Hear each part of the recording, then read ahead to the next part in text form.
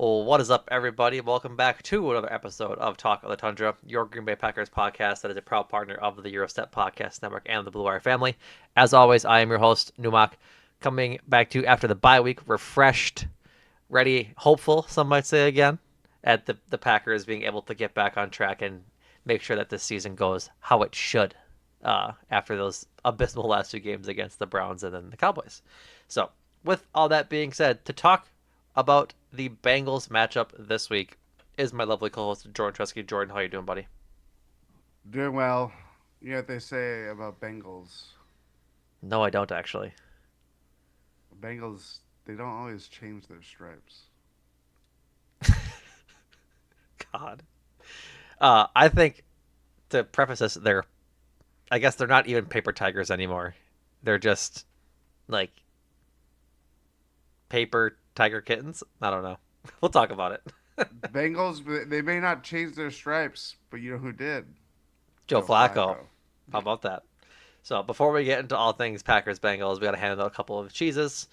Uh, the Packers 40-40 tie begetted a lot of offensive recipients or nominees, I should say.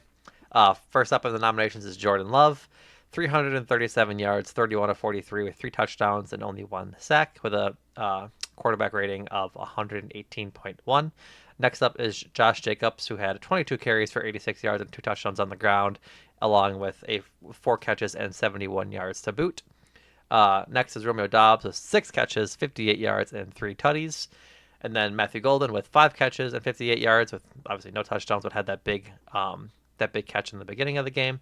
And then Tucker Kraft, five catches for 56 yards as well. Jordan and I talked pre-pod, pretty cut and dry this week. Their cheese board recipients pretty easily are Jordan Love, Josh Jacobs, and Romeo Doubs. Open, shut, case. That's right. Not a whole lot to be excited about on the defensive side of the ball, as is the case when there's 40 points given up with no turnovers. So the only highlight was a Micah Parsons sack, which we need more out of Micah Parsons essentially to be able to give him a cheese. Even though it was a good play essentially, like in an essential time. So Yeah. Quay Walker had 11 tackles. Evan Williams had 10, but neither one of those guys really stood out to me. Again, and No. it's 40 points given up. 40 points, a lot of offense, porous defense. I gotta admit, I got PTSD. I got post tie stress disorder. What did Ty do? It's not, What did Ty do? Ty Windish. No, Oh, tie. oh! Post tie I game. thought you were talking about our trusty leader and beloved confidant Ty Windish. No, this is a different sorry tie. Different sorry No. Ty. It was a very Yeah. sorry Ty. So now let's put that game to bed. I'm sure I'll talk about it in the context of this Bengals game very soon. So I'll shake it away. Like no, We'll talk about. We won't talk about that game in the past. We'll talk about in the the game before it. pretty much. Remember when we said we're done talking about the Browns? LOL. Yeah. So, some talking points this week. Some news. Christian Watson has returned to practice after a 274 274 days after tearing his ACL. Again, 21-day practice window opens for him, and to eventually return from the PUP list. And I think that would mean he should be back for who is the week 7 opponent. So for the Panthers game, I believe that would be. He'd have to miss unless if they use the full 21-day window. He'd be activated for the Panthers game. I think is how that would shake out. No, the latest would be the Steelers. The latest would be Steelers. Yes. Oh, I suppose because that window would be yeah. Okay. So Yeah. at Steelers for on Sunday Night Football. So we'll see. Um, I wonder if he has a couple of snaps and then they really get him going back at home versus playing on the road in Arizona or Pittsburgh. Either way, he'll be a welcomed addition to this team once he does return from that ACL injury. Yeah. I guess he trained with Stephon Diggs over the offseason, having both recovered from their ACL injury. So if he can return like Stephon Diggs has this season and been a pretty good boon for the Patriots, that'd be encouraged. Yeah, I mean, I don't know. I'm trying. We kind of talked about when he inked the extension a couple weeks ago, or yeah, a couple weeks ago, and it's. I feel like I'm not trying to expect much of anything from Christian Watson because I don't want it to be where the Christian Watson experience. You know what I mean? Like he is he is on his own timeline. He's trying to reacclimate to the team. He's clearly hungry to get back on the field and has a little bit of security of knowing that next year he most likely will be in Green Bay if all goes well.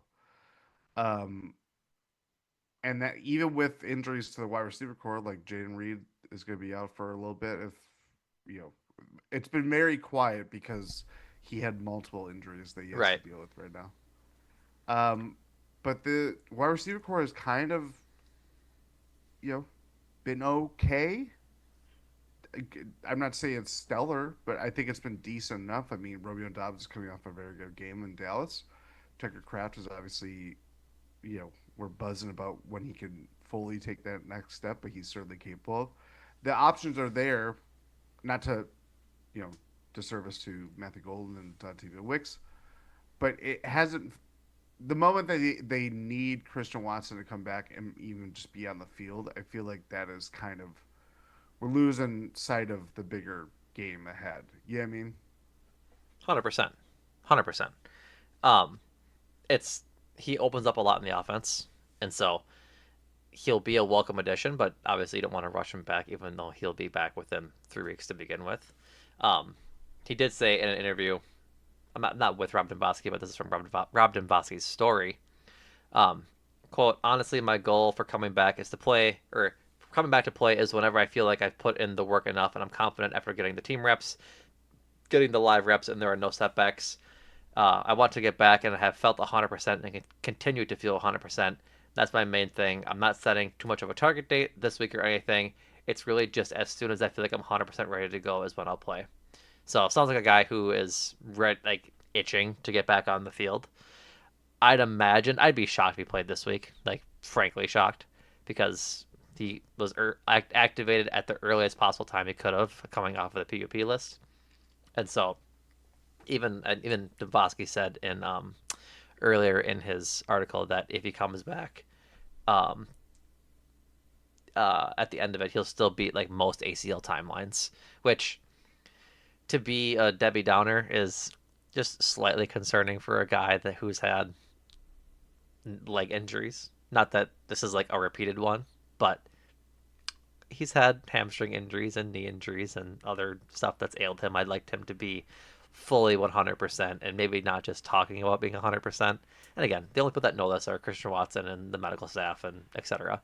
But I'm just like in my gut a little nervous for him to come back as soon as it's seemingly he is planning on coming back. I mean, the thing is that when it's a situation like this is essentially his training camp. Yeah, I mean, this Right. is his what I'm. Oh, it's I believe an NBA injury report phrase that has popped up very recently, like to kind of game the injury report, but it's Oh like his yeah. return to conditioning. I guess it's an NFL thing too. Um, but yeah, I mean, there's always this is just kind of the precarious time of when someone's coming back, and Chris Watson. This is the discussion. It's you know, man that has plenty of talent has had a number Yeah. of injury issues, and you hope that it doesn't kind of sap what makes them so tantalizing and so frustrating at the same time. Yeah, I mean, like that's it's kind of where we're at. We're getting ready to put that on, move that from the back burner to the front burner, Right. and see how that goes. And like to my point again, I'm not trying to be pessimistic here, but No, uh I think no, you're being realistic. right. But like it's exciting that he's back and I don't want to like put that damper on things. But Rob Dabowski talked about how Rashawn Gary when he tore his ACL in 2022, practiced 290 days later, but didn't return to the season opener 308 days after his injury. Elton It was Jenkins on snap counts. and was on snap counts. And Elton Jenkins tore his ACL in 2021 in November, returned to practice 267 days later, but didn't play until week two, 302 days after his injury. And EJ even went on to say, honestly, going back to it, I probably would have waited another little bit, but I just wanted to be out there with the team at that point. You've just got to go out there and do it. It's really just mental, or the mental. So who knows? I'm sure Christian Watson will be on a snap count too, and they won't push him Yeah. to do all of the route tree stuff, but he's out there just as a threat when he's running routes. So we'll see how they use him, if and when they use him. They Yeah. not if, but when they use him, essentially. Yeah, I mean, this it's we've heard a lot of glowing remarks about his rehabilitation and um, you know, the fact that he was on the field as early as he was Mm-hmm. during. I don't think that was OTAs, though I could be wrong. Maybe that was OTAs. It could be as early as that, and then throughout training camp, preseason, now the regular season, into this. I mean, it's very encouraging. We're not trying to pour cold water over it. It's just a matter of being realistic. Yeah, This is and like of course, both of us want him to be successful because him being successful is great for the Packers offense and great for the Packers in general. If he comes in and is impactful right away, that does wonders for how this offense operates. Opens up the deep part of the field, opens up underneath for Matthew Golden. It opens up underneath for both Christian Watson and Matthew Golden, depending on who you want to send on your go route. And so, if you can play that middle of the field more often, to where playing the middle of the field has sort of gone by the wayside in the NFL lately because defenses are just protecting against it so much, then yes, so be it. But if you're going to let Matthew Golden get behind you, or let Christian Watson get behind you, if he returns to his pre-injury speed, then like any which way but loose. Do you want to die through one big chunk play that way, or do you want to die death by a thousand cuts, getting shorter chunks underneath down the field? And so having the combo of Matthew Golden and Christian Watson is going to be very fascinating to watch. I don't know when we'll see the full I guess benefits of that tandem this season. I'd imagine it won't be until like it's week 5 now or week 6 now, at least week 10, week 11, until like we fully see what it can look like and when things are operating and as like a well-oiled machine. probably. But like he's a month ahead of Gary um and EJ. So it's we'll see. We will just see. Yeah. So all right, let's talk all things Packers, Bengals. I was gonna say Broncos because like the bees were tripping me up there for almost a second, but I got through it. Um, the Packers are 7-7 when playing the Bengals. I say this every time it comes up, but this is the first time I can remember that they don't have a winning record against a team. Dating back to their Mm. their first matchup back on October 3rd, 1971. The Packers have won the last two meetings against the Bengals, with the last one being a 25-22 win over the Bengals in Cincinnati that featured a combined 5 missed field goals between Mason Crosby and Evan McPherson. I remember that game. It was so Yes. bad. It was so bad. Legitimately awful. Legitimately awful. So, um, as is tradition, the injury report is absurd coming into the week. I don't know how they go through a bye week and they have this many injuries. Jordan and I talked pre-pod. I'm to the point where I'm like, are the Packers just more forthcoming with their injuries than the rest of the NFL? Because like it's ridiculous. Like the Bengals have 7 people, 6 people with legitimate injuries on their injury report, and the Packers have closer to 10, 15. So let's start with the Packers.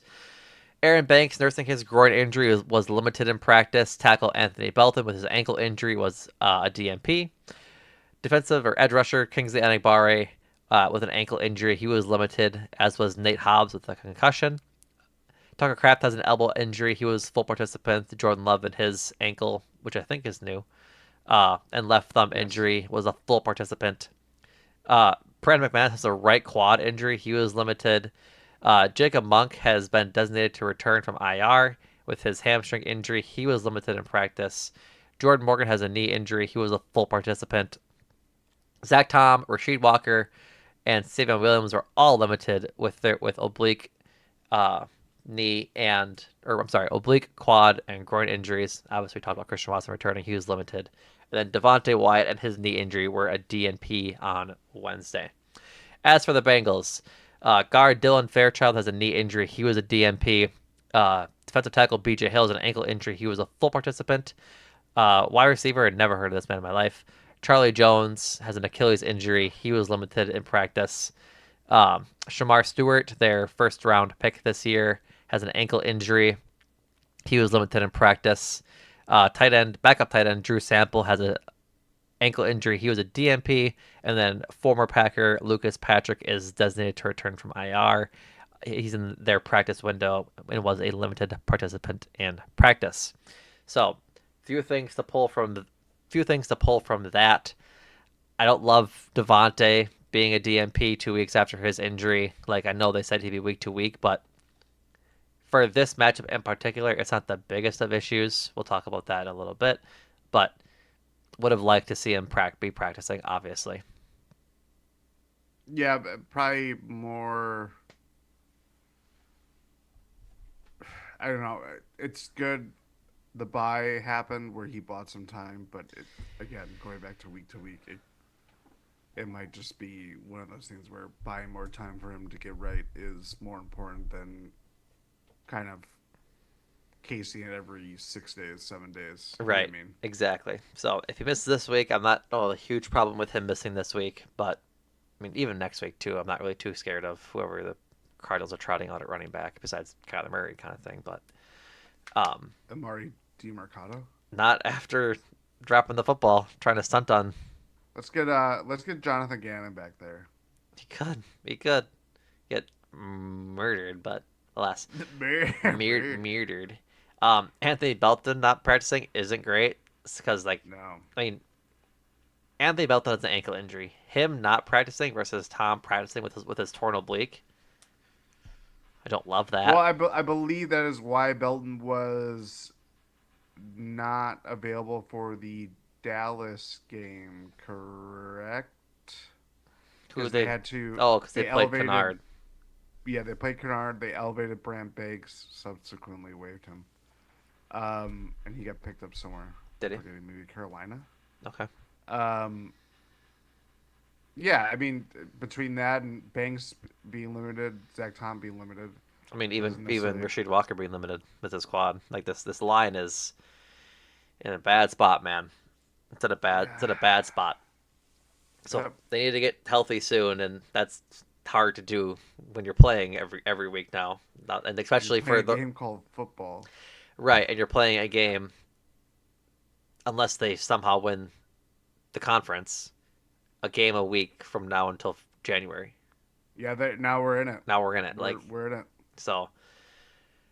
We'll see how it goes, but regardless, um, hopefully most of these guys can go, and we're overblowing it, but I'm not entirely sure we are. So Yep. the big news coming into this week was obviously the Bengals were starting Jake Browning at quarterback for a while after Joe Burrow's traumatic toe injury, and Packers Nation, along with me, was like, hell yeah, Jake Browning stinks, like all about it. Uh, but the Bengals seemingly do a barely smart thing, probably not so smart, but they make a change because it wasn't working with Jake Browning, and they trade for old friend Joe Flacco, who just beat the Packers 3 weeks ago. Literally old. Literally old. Yep. So, um, you Jordan pulled a wonderful stat from this from he's pulled a wonderful stat. The worst EPA per dropback belongs to Jake Browning. The second worst belongs to Joe Flacco. So it's not like they're upgrading a big play guy. Like for whatever reason, I don't know why they didn't trade for either Jameis or Russ.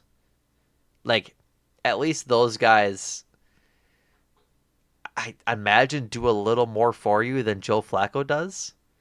Unless like what all they really wanted, and maybe it's because they wanted a guy to start ASAP, and maybe Jameis and maybe Russ take a little more time to learn the playbook and can't start on 5 days notice. I don't know, but I it just he's old. Maybe what they wanted, and here's my thought, is maybe they just wanted a guy that can hit the target. They have Jamar Chase and T Higgins. Maybe they just wanted a guy that they know could like put the ball near those guys and let them make plays with the ball in their hands. That's like the most logical explanation I can make for it, other than the Giants being like, we want a king's ransom for Russell Wilson or Jameis Winston, and they didn't want to sell or pay that price. It's really interesting. So there, okay, there's a lot of different angles. I think you bring up a good point with the Giants element. Any team that has a kind of veteran backup that is capable, but you know, on a Especially in kind of excess of them. yes, Like it, like the they're whole the Giants' whole quarterback room strategy from the offseason, whether it's a free agency or draft, like it brought up more questions than answers. Even though Jackson Dart has been okay, for a week. um, yeah, early, and it wasn't the fact that they benched Russell Wilson. They signed James Winston to for him just to be there. I don't know. Vibes It guy, Jameis Winston. yeah, notoriously. Um, but yeah, like this is a thing that was going back to the when the Packers were about to face the Browns. That Malik Willis is among the rumored backup quarterbacks that they were canvassing after the Joe Burrow injury that they were interested in trading for. Those conversations just didn't. They may have gotten put on the back burner, but I think one, Cleveland wants to be bad. The fact that they made the switch from Flacco to Dylan Gabriel in a weird travel week too. Like that's Cleveland going to London and then coming back from London, they're trading Joe Flacco to Cincinnati, a team in the state. Yeah, I mean, it's also the first trade between the two franchises because Paul Brown created the Browns, then got ousted, then created the Bengals.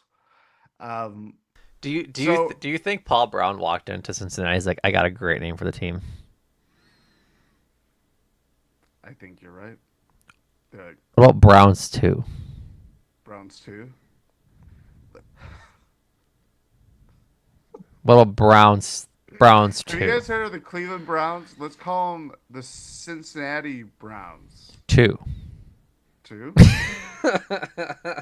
Do do you like it? No.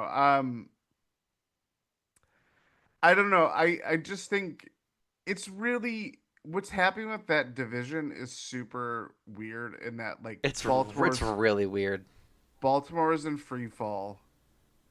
Um, Cincinnati, like they have the benefit of the doubt of winning or the benefit of winning the first two games of the season, including the game that Joe Burrow left early. But it's been an abject disaster. I mean, they were on Monday Night Football a couple weeks ago against Denver. I watched most of that game, and Jake Browning looked awful. I watched or a little bit of the Bengals Lions game over the bye week, and Jake Browning looked awful. Like it is kind of alarming. Like this is how fickle quarterbacks are. Is that was it last year that he filled in for Joe Burrow, and everybody's like, "Hey, I think it was the year before when he was out for a couple of games, but it was recent, yeah, you might be right." and it was like, oh, It's like this he guy. can kind of do it. He can fill in a pinch, and he has not been able to fill in a No, pinch. it's been it really is like I don't know. Um, But sorry, keep going. I was just gonna say like it's funny to the big talking point is that we're Packers are gonna be facing him for the second time this season, and how things can get framed is that oh well look at the Browns they beat the Packers with Joe Flacco, and you and I and all of Packers Nation would be like, I wouldn't necessarily call it that Joe Flacco beat the Packers. I would call it the Packers beat the Packers. Sure, You know what I mean? Like, yeah, sure. exactly. It's like, sure. Um, I just, I don't know. It's a very interesting situation. I think it's gonna probably be a lot of fluff for enough. Famous last words, but and I just made up a word. Enough. Yeah, Um, but yeah, I don't really see how this benefits the Bengals in any way. It's just a different person under center. I agree. I think I think the biggest thing, like I said, is that at least they hope Flacco can hit targets because like Jamar Chase and T Higgins are very good, right? Yeah. And the whole Jake Browning thing. One of my favorite tweets I saw this week was uh, Jake Browning is the best quarterback at getting you out of a mess that he created. Yeah. Like he is a fantastic garbage time quarterback, and so the hope is that with Joe Flacco, he'll limit those mistakes, and they won't have to have those garbage time comebacks where it's like, oh, well, they do it, and then no, they fall short. They can just kind of tread water to be in there. The difference is that this defense also sucks, but we'll talk. We'll Yes. talk in a It's a minute. it's They're just yeah. a bad team. Um, but to like keep with the offense, Jamar Chase is really good. Um, I laughed last week when during like the third quarter, Jamar Chase had 3 catches and also 3 tackles, all on Jake Browning's interceptions, which is an insane stat to have as a wide receiver. Yeah. Um, but like they're still good, and I'm hoping it's for an easy win. But all of me was like, if Joe Burrow was healthy, this would have been a really fun game. And also, it's a huge test for Keyshawn Nixon and Carrington Valentine in the secondary. They kind of got exposed a little last week when the pass rush wasn't getting there because Dak had one of his best games of his career and was getting the ball out super fast. And so, if that's the game plan against, or with, if that's the Bengals game plan with Jamar Chase and T. Higgins, we could see a similar result. I don't think it'll be 40 points, but you could see a similar type of game plan that yields points. I don't think Joe Flacco's having a Dak Prescott game, but it'll just be interesting to see how they approach it because it's like bubble screens and short slants over the middle for getting Jamar Chase the ball in his hands. That's a recipe for success for the Bengals. Yeah. I mean, they have the weapons. The benefit of the doubt that I give Joe Flacco is he has two wide receivers that would easily eclipse with what he was working with in Cleveland. Oh, 100%. And that You like know, yeah, like who's the best receiver in Cleveland? Like maybe Jerry Judy, him Njoku. and Njoku. Yeah, It's like I I can see it working out from that perspective. And as you mentioned, like even with the EPA per dropback stat, like it is somewhat better than Jake Browning has been because like his ball placement has just been all over the board. I just worry. I think for I shouldn't say worry. I think from a secondary perspective, it's big in terms of defending and keying up on what's the scouting report's going to be between Keyshawn likely taking on Chase for much of the game. Carrington Valentine probably going to get a lot more snaps if Nate Hobbs' concussion lingers on and he doesn't see the field or is limited in some way. I don't know if he just probably won't see the field. Um, and then it's Javon Bullard. What is he going to look like dropping back more? Like the Bengals offense with how it is should be is like an air it out kind of.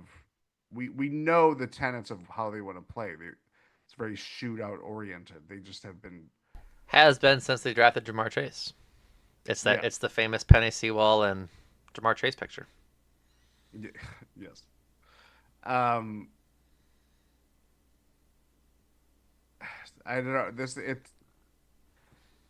you can see how things can be a problem. And honestly, too, I think the lesson for me, and hopefully the Packers take to heart, is what is the defense going to look like after you kind of played a very base vanilla Yeah, game and thought you could get away with that for the entire game. Like they did that with George Pickens, again, a good wide receiver who, he's could be a nowhere head near case. Jamar Chase. No, exactly, he's Not nowhere even in near Jamar Chase. the same league. Yeah, I think the thing for me is how easy is it going to be for Flacco? Because Chase, I mean, he's a complete wide receiver. Yeah, But are they going to, just because he knows he's been around the block and Zach Taylor's messaged him about this is what the playbook looks like or the system looks like? You still have to dial up easy looks. yeah, You know what I mean, to kind of get his feet wet. Like it's still a different situation. right. I just think the Packers are going to be very well equipped to kind of snuff those things out. Right, and part of that too is you hope the pass rush gets there before he can get the ball out because this offense, Yep. the Bengals' offensive line is abysmal. They're starting Orlando Brown Jr. at left tackle and Amarius Mims at right tackle, um, both of which who have respectively allowed 17 pressures and 11 pressures this year. That includes 4 sacks and 2 sacks for those guys and through 5 games, and so not every sack is on the lineman, as we know. Not all sacks are created equal, but 17 pressures through 5 games is almost or just over That's three a game. that's really bad. Yeah, it's not good. And so they're like top six linemen on PFF. That stat was from PFF, by the way. They're top Yeah. six linemen on PFF, the guys who've been filling in for Lucas Patrick and such, um, all have grades under 60. So like not not good. They're an okay they're an okay pass blocking unit. They're really not good run blocking. Like their team run blocking grade is like in like the 30s, which is why like Chase Brown hasn't had a good year. And Yeah. he was like having a fine year last year if I remember correctly. Like he was kind of like not a fantasy darling, but he was like, "Oh, if you have Chase Brown, you kind of lucked into having He eclipsed the kind of a 1 year flyer of Zach Moss. right. He had 229 carries for 990 yards and 7 touchdowns on the ground, and then 4 touchdowns through the air. That went with 360 yards on 65 catches. Like he was an all around back. Having a 1,000 yard year from scrimmage as a back is obviously good, and so, but and like again that 4.3 average rush per carry is good, and that 6.7 average receiving uh, touches is very good. He's at 2.5 yards per carry now and 5 yards Ugh. per catch, and that's buoyed by a 10 yard or a it's not even buoyed by anything. It's just kind of how it is. But Yeah. um, he just hasn't been good. It's because this line has been pretty bad. Um, and so if Micah Parsons, I think it comes down to this: if the edge rushers can create pressures, not just from the edge, if they throw Micah inside or throw Lucas Van Ness inside and do different looks that way, I think they can have success getting to Joe Flacco quite easily. And the point of not contention, but the point of emphasis would be get there quickly and make sure that you're defending the short intermediate routes well to force incompletions or uh, catches fewer than like 3 yards, right? Like you don't Yeah. want letting them dink and dunk for 4 yards every play because that's just going to yield a first down as they drive down the field. But whether it's off the edge or up the middle between those edge rusher guys, that's what they're going to really need to focus on because I don't think we saw an interior D lineman on the uh, injury report that wasn't Devontae Wyatt. So like a No. big Carl Brooks and Colby Wooden game, like they needed to force pressure up the middle and make him scramble for as slow as he is. You know what I mean? And so that's kind of what I'm looking for on the defensive side is this pass rush didn't do what it was supposed to against a line or against a Browns offensive line. That was fine. but now you have arguably one of the worst lines in the league. Time to tee off. Like they need to be in the backfield and make Joe Flacco sad that he's not playing in Cleveland, which is a very hard thing to do. And you're back at home. And you're I back at mean home. that is after a bye. So yeah, like I think with that in mind, with the Bengals offense and just how you know abysmal it's been with Jake Browning, It's been really bad. it's been really As bad. The as other a thing too, Jake Browning fantasy owner, it's been really bad. oh, the other thing too is that the Bengals have the most turnovers in the league, and Jake Browning has thrown 8 picks. Um, I'm not saying See that's that's better with that Joe Flacco, no, I think it is. See, that's why I think like that's why they went and got Flacco, regardless who has of 6 picks. right. But I think he's like I don't want to say he's smarter, but like he's a long time veteran. You'd imagine he's not going to put the ball in harm's way as much as Jake Browning did. No, but And it's also, all it 2.5 games played versus 5. Jake Browning has 8 picks 4 in what? because Flacco got benched. Oh, last week. You're right. Yeah, Through 4 games, so yeah, yeah, extra 6 quarters, etc. But you yeah. know what I'm getting at. Yeah, oh yeah. It's just more of like you're already having someone who has had turnover issues throwing the ball. Now you put him with again a really good supporting cast of skill players, but an abysmal offensive line. Does he have enough time to get there, to make the reads, to do the basics? Jake Browning couldn't do that. No. I'm not sure, and that's someone that 2 years ago we were thinking like that's a very capable backup that could easily get some good money on par to what Joe Flacco got in Cleveland or whatever. And you add in a guy that is older, is 40, doesn't move well, was never really known for his mobility to begin with. I don't know, like it can go where it's like the ceiling is where they could be in the mix to give the Packers some headaches, especially given that Jamar Chase just might find ways to just get in the ball as quickly as possible. Yeah. But we could also see them set him up for failure. Like I think given how this Bengals season has gone, I don't know if there is an in between with how they are. Yeah, I mean, Yeah. Like it's either gonna be really bad or it'll just be kind of mid without Joe Burrow. I don't. Yeah, I agree with that. I don't think there is. They're just a bad. it's that Bengals MO too. Like it just doesn't feel like they play a normal game. And what's really crazy is like, if they're just gonna be this bad, I don't even know what they do in the draft next year.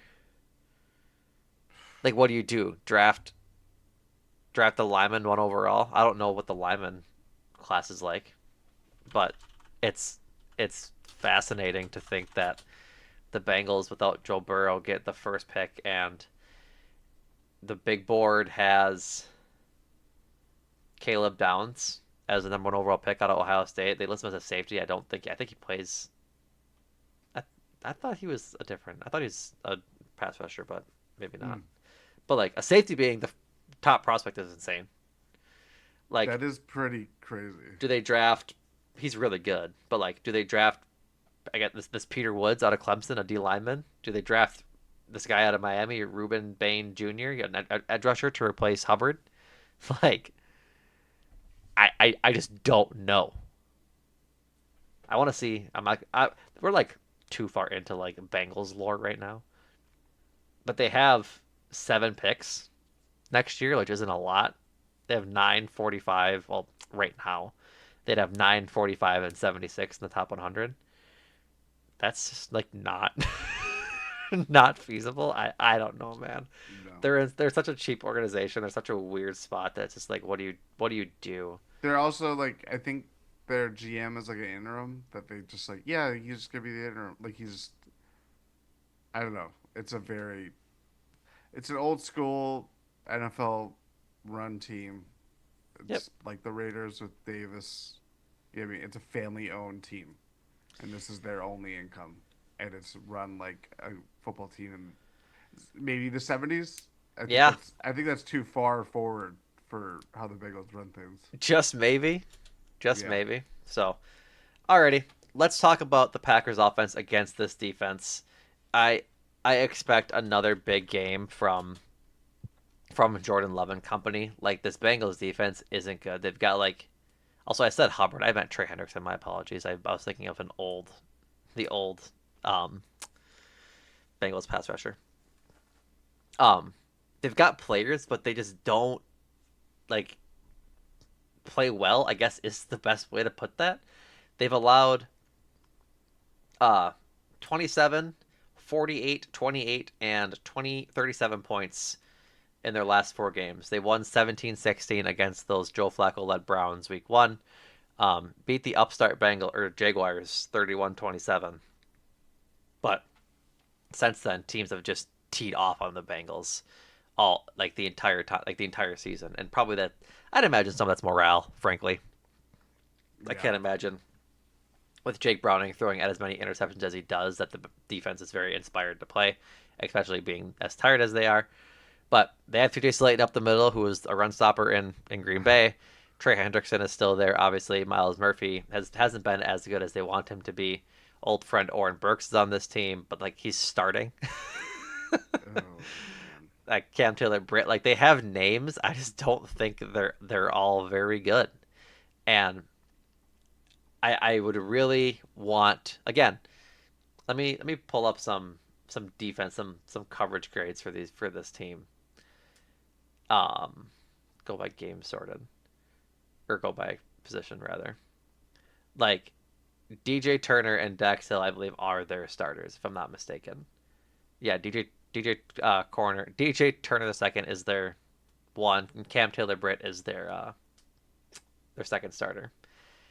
Uh Cam Taylor Britt has allowed two touchdowns, including I don't know why I can't find yards here. Oh, yards. 10 catches on 14 targets for 135 yards and two touchdowns. And DJ Turner the second has allowed 9 catches on 19 targets for two touchdowns as well. It looks like no, I'm sorry, just one touchdown. It has an interception, but he's the one of two that has happened this year. They have Jordan Battle, I believe. He's still there. He's a decent safety. I just don't think they're like we speak mildly of the Packers receivers because they haven't really shown us anything as of like this season. Like nothing popped really. Like Romeo Dobbs had a really good game against the Cowboys, but you don't know who to expect week to week. I just think they're that much better than these guys. yeah, Like they're not inspiring. They have not good, like frankly pretty bad PFF grades, and PFF grades are what they are. The whole 9 yards. But QB rating or NFL rating for Cam Taylor Britt when targeted 141.4. QB rating for Dax Hill when targeted 105.1. DJ Turner the second 72. So DJ Turner will probably be guarding Romeo, I'd imagine. But then you have Matthew Golden against Cam Taylor Britt or Dax Hill. Like, yes, please, can I have some more? So like we've been saying it week in, week out. Hopefully this is the Matthew Golden breakout game. Like I think against another abysmal defense that this really could be it. yeah. I mean, Cincinnati, they, um, again, having watched a fair number of their games recently, their defense is really bad. They made the change from Lou Amarino, who is kind of widely recognized as one of the best D coordinators of the game, to Al Golden, who has been a middling college football head coach for most of my lifetime. Um, I side note, this is a sentence in his Wikipedia page, yeah, under the personal life section. For most of his coaching career, Golden wore a dress shirt, slacks, and a tie in school colors on the sidelines, unlike most coaches of his generation. You're muted. Sure. I like how they just wanted to make sure professionalism is very Is very important in important to that. him. Yeah. Um. Also, just kind of combing through some stats here. Bengals defense has allowed. Let's see. Where are we? Where are we? Where am I? Where am I? Most yards per game allowed. Dallas Cowboys defense is number one. The Ravens is number two. Number three is the Cincinnati Bengals. Yeah, it's just like, and they face all of them this year, and they've tied the first one. So hopefully they can get Yeah. wins against the next two because Points allowed per game. The Ravens at one. The New York Jets, the winless Jets, at two, and the Bengals at three. I don't feel like bad for the Jets, but I feel bad for the Jets because they've lost like so many close, like winnable games. It looked like I'd say like half okay during most of them, but that's neither here nor there. Yeah. But I don't know, man. Like I just for me to be confident in this team, they just have to go kick ass on Sunday. Like if they're allowing the third most yards in football right now, go have an offensive explosion at 3:30 on Sunday on a nice fall day. Like that's it. Like I don't. I'm pretty sure it's supposed to be a nice, nice in Green Bay on Sunday. The ESPN uh weather report says 69 and cloudy. So like that's perfectly fine. That's a perfect fall weather football day. Go. Stephen A. Smith is meteorologist for ESPN, correct? Yes, him and AccuWeather. Yeah. Um, but just like go and tee off on these guys. They need to assert themselves as like the team that they need to be every week, and that is beating up on teams when they're given the opportunity. That's the delineation from the good teams and the great teams for me right now.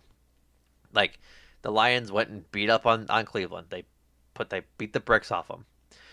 They went to Baltimore and beat a good offensive Baltimore team, but a bad defense, and they put points on the board, right?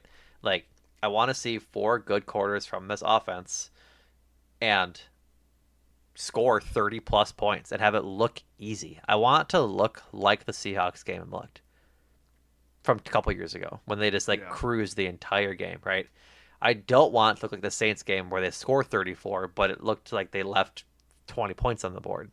I'd be happy if they did, but I want to look good, and that's my biggest thing. Is that like I want Josh Jacobs to have a good day on the ground because like again, this defense isn't very good. Their D line is really being held together by TJ Slayton and Trey Hendrickson, and so they have a decent opportunity to stake their claim as again one of the best teams in the NFC, if not the NFL, and get back on track for this season.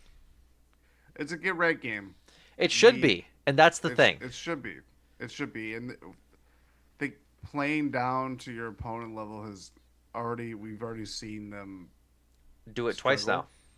Yeah, they've struggled with the intensity of maintaining what they looked like against your biggest rival in the division, um, and you know the team that went to the NFC Championship game last year, and you're going to have to fight for a playoff spot if you don't get back into the top or lead spot in the NFC North. So yeah, like maintaining the intensity, the focus, and most importantly, cleaning up a lot of the self-inflicted errors that have just lingered on throughout the last 2 weeks or three, four.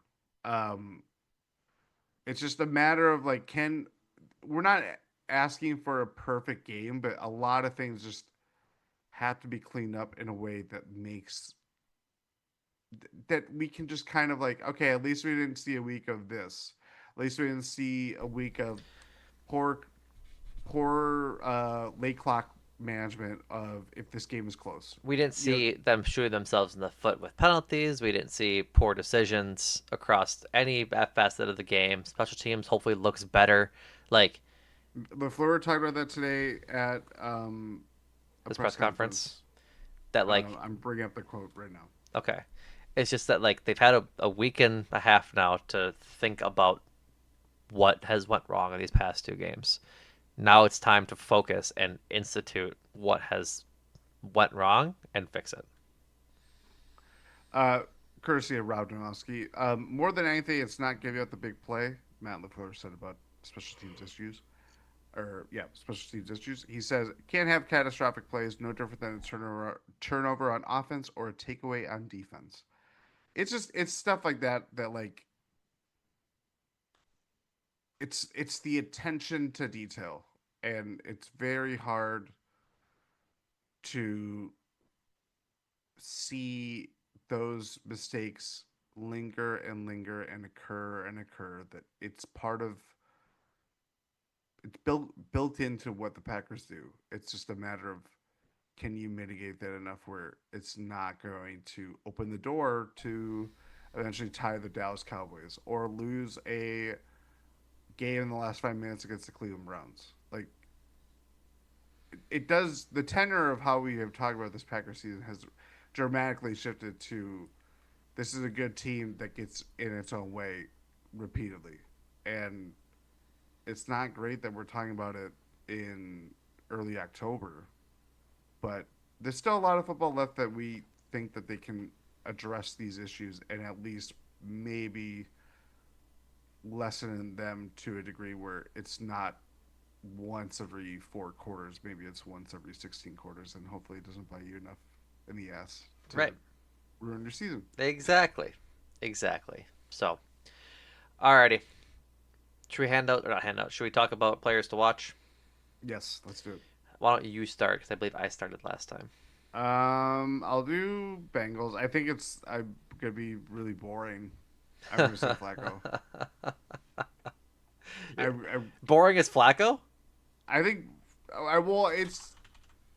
It's easy to get caught up in the chases, T Higgins, even Chase Browns. Well, duh. Like he's the best bar receiver in the league. He's really good, but like this is a team that has been rudderless without their All-Pro quarterback Yeah.